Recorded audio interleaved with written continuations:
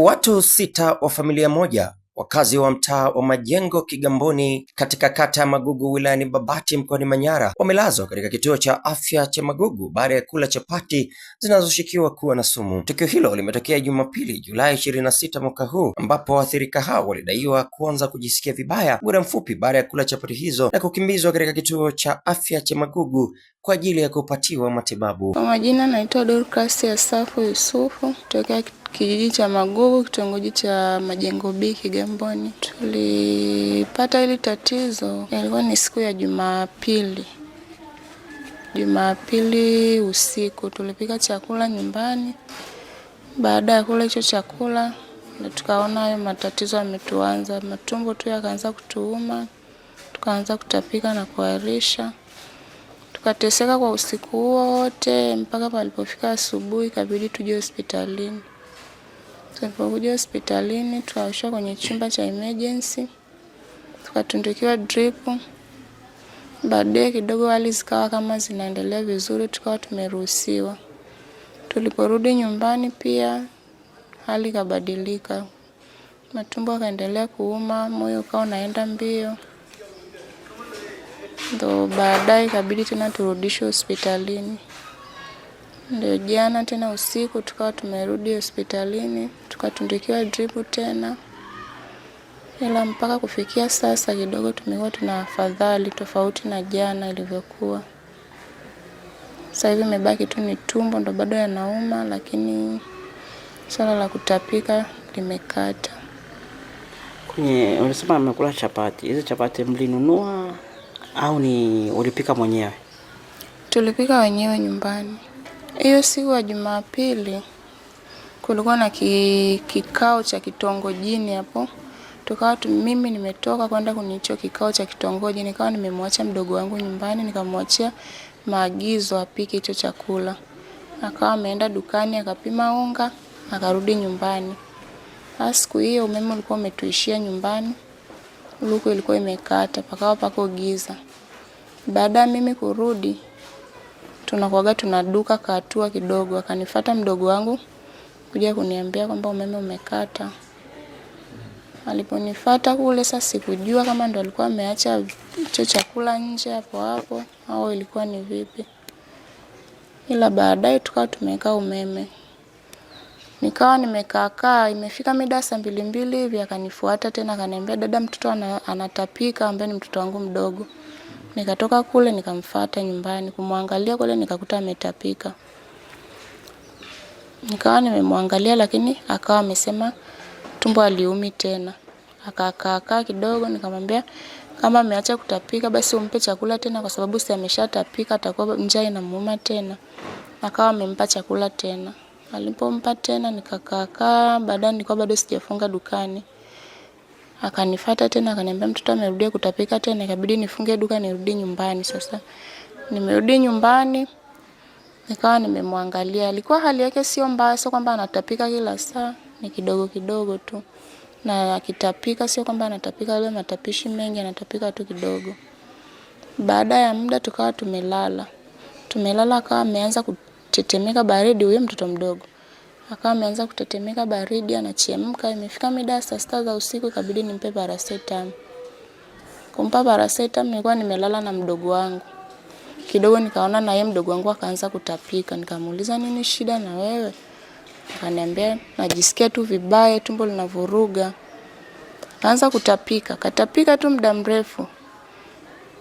Kidogo tujakaa sana na mimi nikaanza. Anakuaga na wifi yangu na mdogo na mwanangu tena mwingine wa kiume, wenyewe walikuwa wamelala nyumba tofauti kule. Akaja akaniamsha wifi yangu, akaniambia wifi amka, mtoto wako yuko huko anatapika. Nikamwambia si wenyewe huko tuna hali mbaya. Ikabidi niamke. Sasa hiyo mimi mwenyewe ninasikia baridi ya hatari. Kuamka kwenda inabidi sasa mimi nijikaze, kwa sababu mimi ndo mkubwa hapo ukiangalia na baba ni hayupo. Ikabidi niende. Kwenda nikamkuta kweli huyo mtoto wangu huyo mwingine mkubwa ni anatapika na yeye amechemka baridi. Tujakaa sawa tena, akaanza na mwingine tena, mpaka ikafikia familia nzima ikawa ni hivyo tu, tunatapika na kuharisha, tunapishana tu hivyo. Usiku kucha hatujalala, tunateseka, safari ni hivyo hivyo. Huyu akitoka uani anaingia mwingine, tunatapika, tunaarisha, tunatapika, tunaarisha hivyo hivyo. Na wote mlokula changamoto, ni wote mlokula hizo chapati? Akiwemo na huyo mtoto wa jirani, kwa sababu mimi nilichukua chapati moja hivi. Nilipochukua chapati moja nikawa nimeikata katikati hivi, nikamkatia na huyo mtoto wa jirani ambaye yule pale. Kwa ni kipande tu. Kipande tu, na mimi ndo hicho nilichokula, sijala tena yani. Nilipokula kile kipande basi sikula tena chochote. Na ndo hicho kilichoniletea shida. Wasiwasi wenu labda kuna kitu gani kimetokea, pengine unga mlionunua umekaa muda mrefu au mnahisi kuna jambo lolote la katikati hapo? Kusema unga umekaa muda mrefu ni hapana, kwa sababu mimi ninaye duka nyumbani kwangu. Huo unga ndio huo ambao nimewauzia na wateja na dukani kwako. Ina maana na hata siku hiyo ambako mimi nimepika chapati, kuna watu ambao nimewauzia unga na watu hao wamepika, lakini wenyewe hawajapata changamoto yoyote. Mafuta, kuna dada yupo hapo anapikaga keki, ananiletea nimuuzie. Amepika keki kwa kutumia unga huo. Lakini hakuna changamoto zozote, na keki zimenunuliwa, watu wamekula, lakini hakuna aliyopata changamoto yoyote yule. Na mafuta ni hayo tunayotumia na wauzia watu, na ndo hayo pia tuliotumia kupikia. Kwa ndo maana tunakosa hata tuelekee wapi, yani hatuelewi shida ipo kwenye nini, yani kwa kifupi. Wakati pale kwenye mapishi, wakati mnapika, wakati wa kukanda unga na vitu kama hivyo, maji ambayo mmeyatumia ni ya ndani tu nyumbani kawaida pale? Maji yalikuwa ndani, ingawa sifahamu sana kwa sababu mimi nilimwachia tu mtoto maagizo. Sifahamu sana kwa sababu kuna bomba nje hapo. Kwa hiyo sikujua alitumia maji ya bomba au ya ndani. Hapo ndo sijajua. Wakati anapika aliondoka akaacha? Jiko lipo la ndani pia lipo la nje, lakini kwa siku hiyo alikuwa anatumia jiko la mkaa, alikuwa anapika kwa nje. Pengine hapa aliondoka akaacha? Aliondoka kuna muda, wakati huo nakwambia umeme ulikuwa umekata, akanifuata ili kuja kuniambia umeme umekata nyumbani. Yaani kwa kiukweli sina jirani yoyote niliyogombana naye wala sina ubaya na yoyote, lakini ndo hivyo binadamu tulivyo, mnafahamu. Kwa hiyo huwezi jua, unacheka na mtu lakini rohoni hujui upoje. Kwa hiyo sijagombana na mtu kwa kifupi. Mmekuja kupata huduma, hali kwa sasa zipoje? Kwa sasa kidogo tunaendelea vizuri, tofauti na mwanzo. Kutapika kumekata sasa hivi. Kwa hiyo mlikuwa mnatapika? Tulikuwa tunatapika na kuarisha.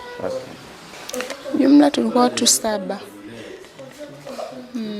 Sasa ambao wote mmelazwa hapa?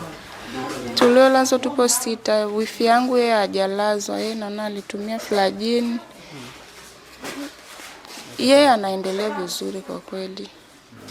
Tulikuwa naye hospitalini kwa mara ya kwanza, lakini kwa sisi tuliorudishwa hospitalini yeye hakurudi, yeye alikuwa anaendelea vizuri. Kwa upande wake, mganga mfawidhi wa kituo cha afya cha Magugu, Dr. Costa Ndungulu, amesema siku ya Jumatatu ya tarehe 27 majira ya saa 3 asubuhi kituo hicho kilipokea wagonjwa 6 ambapo watu 5 walikuwa wanafamilia na mtu mmoja akiwa ni jirani. Watu hao kwa ujumla inasadikika walikula kitu ambacho kiliwapelekea wao kuanza kujisikia vibaya, ikiwemo hali ya kutapika pamoja na kuharisha, na hapa anatueleza zaidi. Jina naitwa Dr. Costa Ndungulu, mganga mfawidhi kituo cha afya Magugu.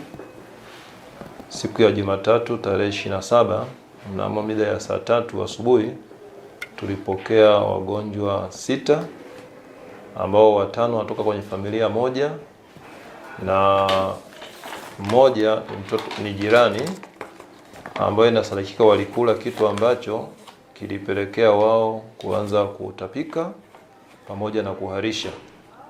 Kwa baada ya kuwapokea tuliweza kuwapa huduma za kwanza, baadaye walikaa vizuri wakarejea nyumbani.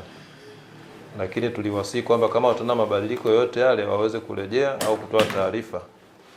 Siku ya jana tarehe 28 kwenye mida ya saa 3 usiku walirejeshwa tena hapa kituoni baada ya kuona kwamba ile hali ya kutapika imeisha, lakini ile hali ya kuharisha bado ilikuwa inaendelea. Kwa hiyo ikabidi warejeshwe hapa, na alikuwepo mwenyekiti wa kijiji na mtendaji pia waliwasindikiza, na mwenyekiti wa kitongoji pia. Hawa ndugu wanatoka katika kitongoji cha Majengo katika kijiji cha Magugu. Sasa inasadikika mama wa familia ambaye ana umri wa miaka 26, anauza duka yeye. Sasa siku ya tukio, siku ya Jumapili, alimtuma mtoto akachukua unga wa ngano kilo 1 ili waweze kupika chapati, na ndio ilikuwa mlo wao wa usiku huo. Japo kuna wengine kwa wamepika kande siku ya Jumamosi, wakala pia kande siku ya Jumapili jioni. Lakini baada ya kula hiyo chapati walihisi kwamba kulikuwa na hali ya utofauti. Japo sasa wakati wanaandaa chakula umeme kama ulikatika, luku naona iliisha. Kwa hiyo ikabidi binti atoke amfuate mama yake dukani ambako kuna mwendo kidogo ili kwenda kuchukua umeme mwingine. Na alikuwa akipikia nje. Sasa mazingira hapo nje hatuelewi kwa aidha kuna mtu alipita au kuna chochote kilifanyika. Kwa hiyo wanahisi labda kuna kitu kilifanyika. Kwa hiyo waliweza wakala kile chakula, baadaye kaanza kutapika na kuharisha. Kwa hiyo ndio hali ikaendelea kwa jinsi. Kwa hiyo tunahisi sisi kitaalamu tunaita ni food poison, kwamba mwingine amekula kitu kibaya ambacho kinapelekea tumbo kuvurugika na kupelekea kutapika na kuharisha. Kwa hiyo hapa kinachoendelea sasa hivi, sababu kwa sasa hivi wako hapa wanaendelea vizuri na huduma, ila tutaenda na afisa afya ili kuweza kufanya uchunguzi zaidi kwenye eneo husika pale nyumbani, na ikibidi kuangalia na ule unga ambao ulitumika na hivyo vitu mazingira aliyopikia chakula, ili tukujiridhisha na kutoa taarifa rasmi kwamba jambo hili nini kilichosababisha tatizo hili likatokea, na kama kutakuwa na changamoto maana tutatoa elimu zaidi pia. Na kwa jambo hili pia tutamshirikisha mganga wetu wa wilaya ambaye pia ndiye msemaji wa halmashauri ya wilaya, tukishajiridhisha kwamba ni jambo gani ambalo limepelekea tu. Ila mpaka sasa hivi tunashukuru Mungu kwamba wanaendelea vyema na asubuhi wamekunywa uji vizuri. Na tunawasihi pia wananchi kuchukua tahadhari wanapoandaa vyakula. Asikiache tu peke yake, anaweza kapita mtu akafanya chochote kile.